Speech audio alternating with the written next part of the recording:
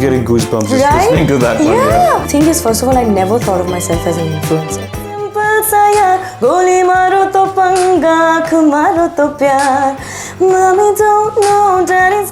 Hate comments you ignore completely because they have no value.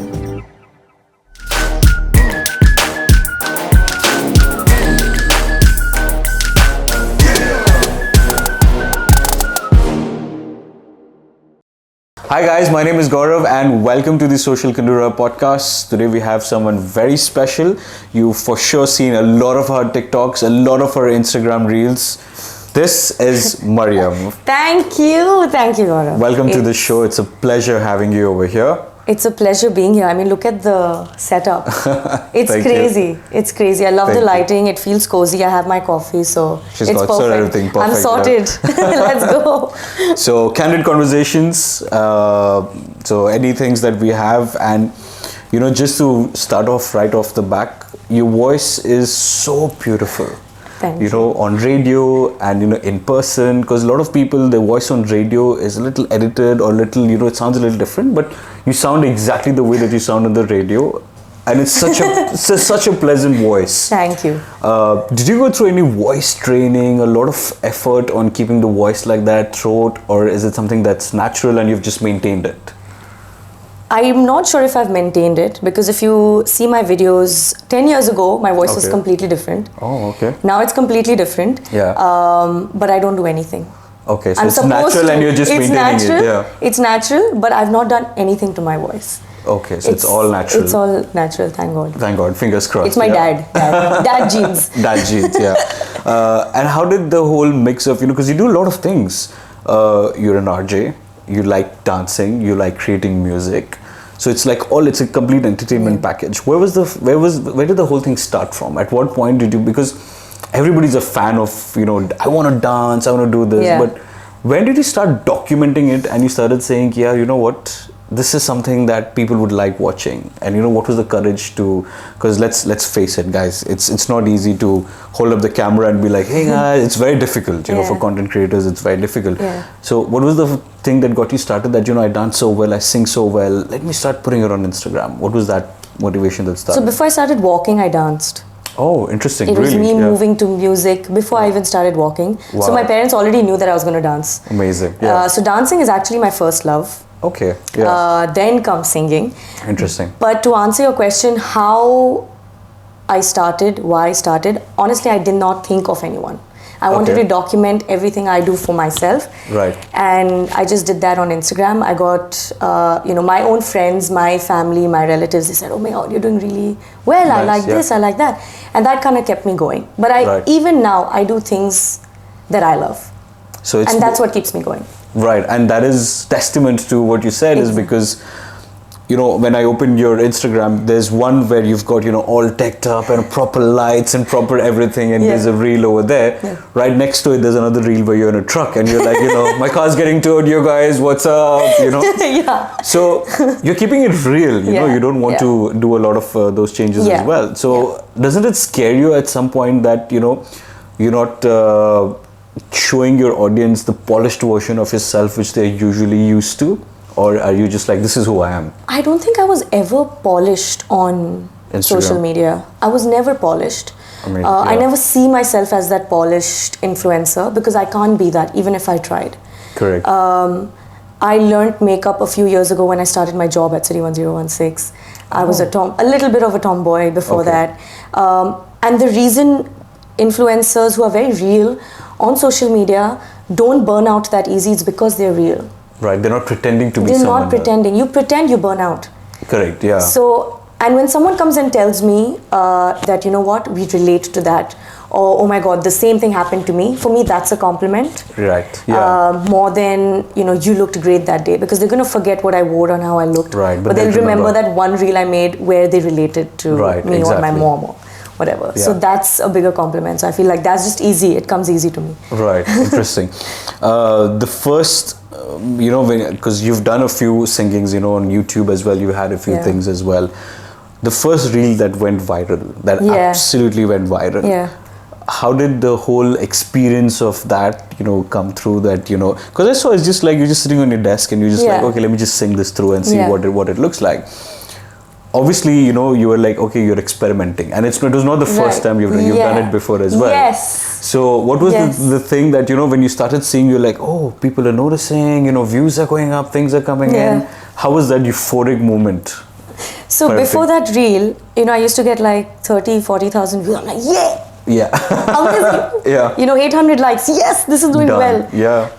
Actually, to answer your question, how it started, like you correctly mentioned, I've done this before. It was not the first time. Correct. But there was the time I just sat down. That time I was not doing the show with Lokesh. He was not there that day. Yeah. So I asked my music manager to just sit down and listen to me. I was like, you know what? Let me just record it. Reaction videos. Yeah. Let me just record it. Let me see how he feels. Yeah. And I just posted that as it is. Yeah. And I saw it's so raw. There's no edits, nothing. It's just there you go. I just put it up and it just blew up. And that's when I realized, again, coming back to what we're talking about, let's be more real.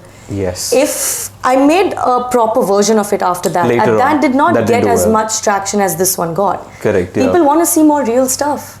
100%. And I think looking at my best friend's reaction to that mashup is what also kind of clicked, right? Right, yeah. So, because you had someone that was looking at it and everything. Yeah.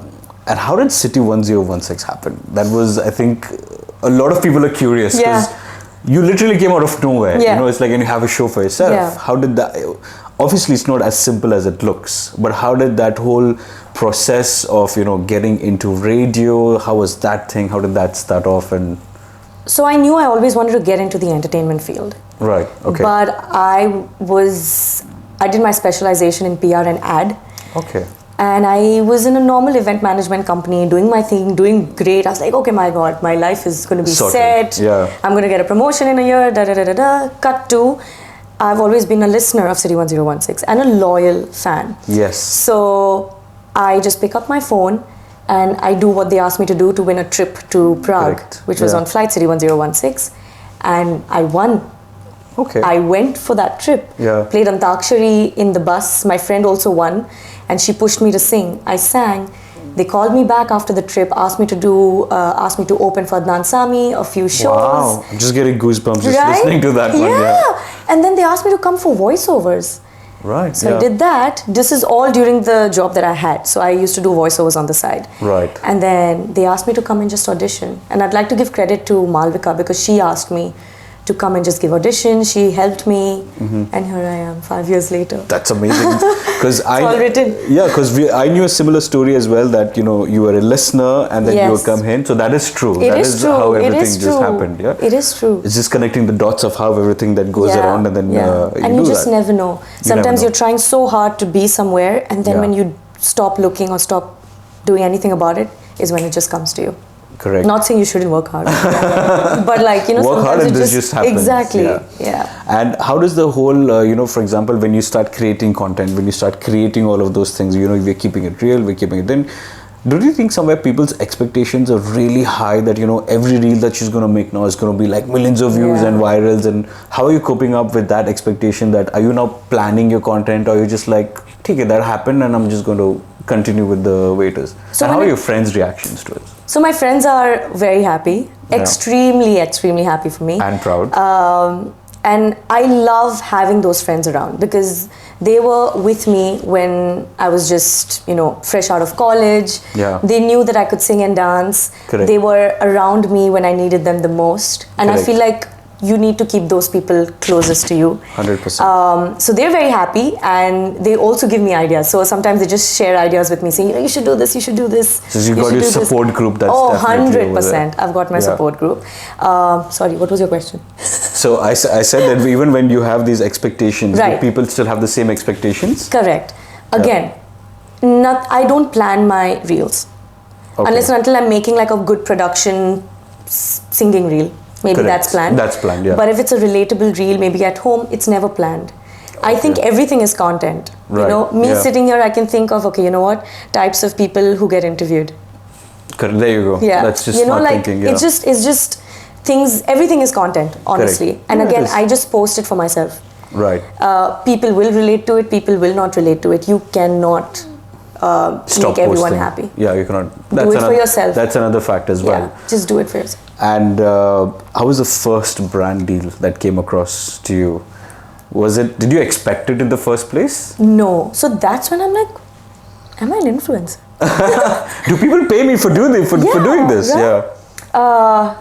I'm forgetting. Obviously, even if I remember what client it was, I will not be able to name them. Yeah. But I'm sure it was a jewelry brand because I know I started off with a jewelry brand. Right. Okay. It was a jewelry brand, and I was not a very girly girl. Right. It's the tomboy phase. Yeah. And I'm like, you know what? I've got to dress up. I enjoyed the process. Right. I enjoyed shooting. I love the fact that, you know what, I see Kareena Kapoor doing ads with jewelry, she's just kajal, posing and like I'm that. like, one day. So I'm getting closer. Yeah. But it felt like, okay, I'm getting somewhere. Right. But there's a lot more work to do. But still, Yeah. you know, it feels nice. You feel like you've accomplished a little bit, at least. And how was everybody's? Was there any group of people that said that, you know what, Mariyam, this is jo aap kar rahe ho, this is not going to make sense. Focus on this. And then is there people that have been like, ये तो मैं भी post कर सकता हूँ? Because there are a lot of people, unfortunately, who still say like, even I can sing. You know, what's the big deal? Oh, even I can dance. Yeah, she got 1 million views. That's why. There are haters as well. Yeah, 100%. And when they see brand collaborations, when they see that, you know, in fact, you know, we saw so many different media houses reposting your content, repurposing it, and all of those things. That kind of shuts off people that are like, you know, if someone's trying to do something, either you help them or you don't. Yeah. But what would be your response to these critics or these haters who are like, you know, a lot of people saying that, you know, oh, you know, the tones were not right, this is not how you sing the song, blah, blah, blah. There'll always be those people. Yeah, 100%. And how do you like, you know, sort of box through them and fight through them that, you know, screw you, this is what I'm doing, this is what is right for me?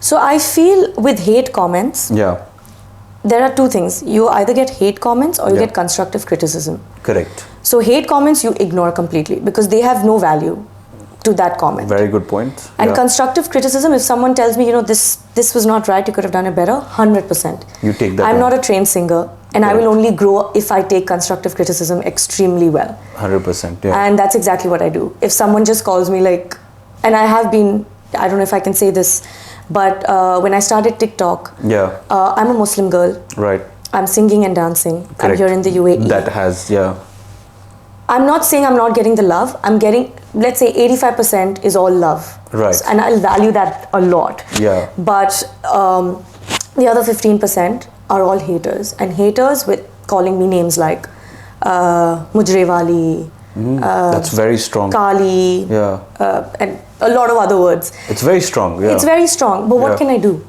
I'm not going to take that. You're still creating for yourself, I'll be honest, it was not like I saw that the first time and I'm like, oh, I'm not going to ignore it. I'm going to ignore it. Of course it affects you. It did affect me 100%. A lot. And also because my dad is on all these platforms and he reads. So it's like, oh my God. What is going on? What is happening? Yeah. But again, I ignore that. I ask people who love me to ignore it. And constructive criticism, take it, become better, and move on, continue on. Move on. I think that's a very valuable point because every time you go to create content, there will be 10 people that will love it, but there'll always be the 2 people that will be like, this is wrong, this is not what it's supposed to be. And before those 2 people used to affect me a lot. But now I look at the 8 people. You look at the 8 people, that's a completely different and oh my God, it's such a game changer. It makes a difference. Oh yes. What was that first celebrity feeling that, you know, you're going around your day-to-day life and someone's like, hey Mariyam, can I take a selfie with you? How was that experience? So this happened in Karama in Bardubai. Okay. Which is obviously the hub, and I love that place. So I was walking opposite Barjaman, you know, that whole Hara cafeteria. Yes.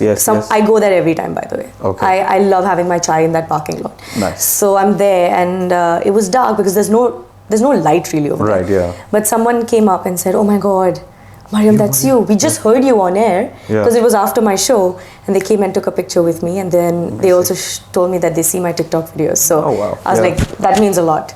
Correct, That means a lot. And people recognizing you in the middle of a street and doing that and coming up, that takes a lot of courage for them as well, and it's a lot of, you know, big thing as well. Right, and also because you're doing a show in that one studio and you're always behind the camera, you try to interact as much as you can with the audience, but you don't really talk to people. Yeah, and you can't see their faces. Yeah, so when you talk to people, it's another feeling altogether. Yeah. So it's so good. And, radio as a medium, what it was even 5 years ago, Yeah. even 3 years ago, Yeah. you would never see an RJ's face. Yes. Yeah. You would know the RJ. Yeah. You'd hear them on air. Yes. But you would never see their face. So when they would even be sitting next to you, unless they talk to you, you'd be like, hey, your voice sounds familiar. Yeah. With this new age media that's coming Right. in, a lot of people are now, let's say there are two type of influencers. There's one type of influencer who gets known for the content they create, and the second types of who are a very known person and who happen to have an Instagram account. Right. You're kind of in the middle. Yeah. You're someone that's very famous. You have your own Instagram account, and that is also getting famous. So it's like a mix of both of those things as well. During all of these processes, you get into the mix. Sometimes you're like, am I famous because I'm an RJ or am I famous because I'm of an Instagram? You're famous both ways, But how do you weigh the pros and cons of, people hearing you and then seeing you? So the thing is, first of all, I never thought of myself as an influencer. Okay, yeah. Because I feel like I'm not doing anything to influence anyone. Okay. Technically. Entertainment is a very big influencer, yeah. But I feel, I'm a content creator or whatever. I don't think I've ever weighed myself that way though. So very good question. So it's like, Yeah, I don't know if I've weighed myself. But I do think radio, more than anything, gave me that confidence. Right. To put myself out there. Correct. Because radio now is 50% on air, 50% visual. Yes. Even when we're thinking of content on air, we need to think about content offline on social media. Yeah. So I feel like it gave me that sense of being very different on air, being very relatable. Relatable is something that I think, relatability is something that radio taught me. And that's what I put in off air as well on social media. Right. But I don't think I've ever weighed I've never weighed. So it's almost like, Radio definitely has more weight. Correct, yeah. Okay. Maybe I'm taken a little more seriously because I'm on the, maybe.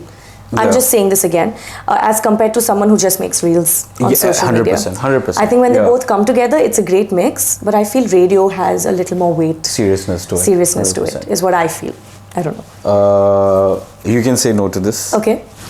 We would like you to sing that thing of that viral video. Yes. From the start. To the end. To the end. Okay. Whatever that you're comfortable with. Yeah. 30 seconds, 15 seconds. Should we play the minus track? Can we? So that yes, we can. So we get the feel. Okay, wait. So I'll just give you wow, I don't YouTube. Even... Yeah.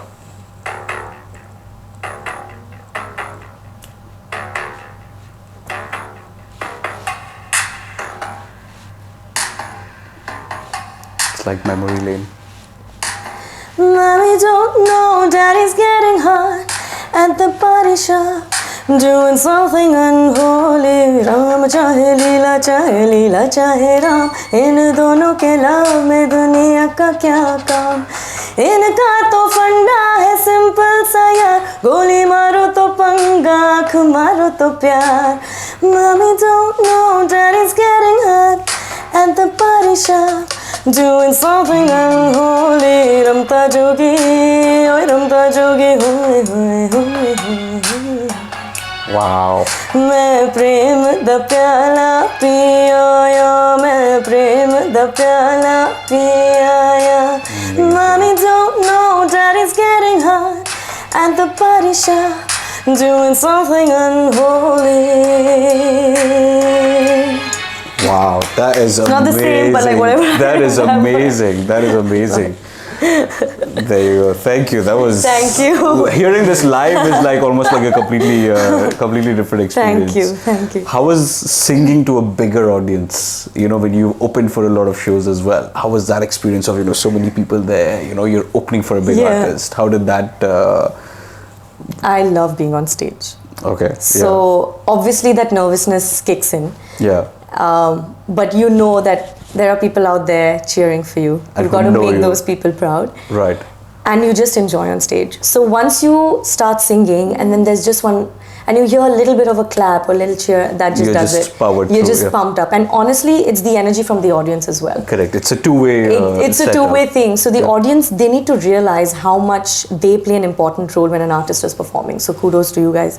If I perform well, it's all them. Trust me, it's all them. It's the energy. Yeah, 100%. It feels surreal. A lot of people, a lot of younger people, you know, they're looking at your content. They want to be like you. They want to create things that you are creating. What's your key message to them? What would be your, you know, one message that you would like to tell them for new upcoming content creators who want to be like you? Be real. Just be real. You will not burn out. Yeah. It'll be super easy for you not to think twice before looking like an Instagram model and post. Correct. And people, if they relate to you and they genuinely feel like you're one of them, you've hit the right spot. And resonates with what you likely said, that people might not remember the dress I wore. Exactly. But people remember the things that I did, this thing. Exactly. Very interesting, very interesting. Thank you so much, Mariyam. Thank you. For spending time with us. Thank you. Absolute pleasure having you. Thank you so much, guys, for tuning into this episode with Mariyam. We'll be doing more stuff soon, so stay tuned to our YouTube for more such videos. He was amazing. Cheers. God, you're so good, and Thank I you. love Social Kandura. First of all, thank you so much Pleasure. for having me, and you guys are doing a fantastic job. This setup is Thank you so much. Thank you, guys. See you on the next one. thank you.